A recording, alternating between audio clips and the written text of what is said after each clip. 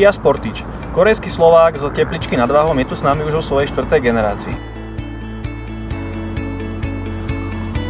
O dizajne novej Kia Sportage sa toho popísalo už veľa. Faktom ale je, že predná časť pôsobí veľmi originálne a netradične. My testujeme tu najlepšie z ponuky, teda verziu GT Line, ktorú rozpoznávame napríklad aj podľa týchto originálnych nových svetiel. Kia Sportage má pomerne pestrú paletu motorov. Slabšie verzie sú k dispozícii s poháňanou prednou nápravou a tie výkonnejšie s pohonom všetkých kolies.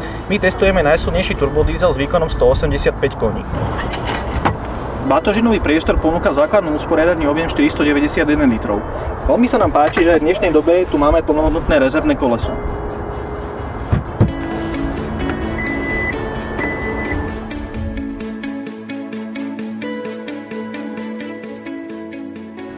Najväčší medzigeneračný rozdiel modelu Sportage je cítiť z interiéru tohto vozidla.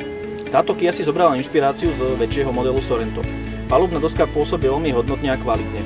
Ak by som mal vypichnúť jednu vec, ktorá sa mi mimoriadne páči, bolo by to ovládanie klimatizácie prostredníctvom dostatočne veľkých tlačidiel.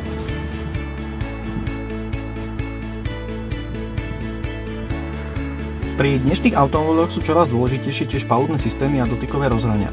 Kia komunikuje prostredníctvom 8-palcovej obrazovky s veľmi peknou a rýchlou odozvou na dotyk. Ponúka mnoho zaujímavých funkcií vrátane navigácie.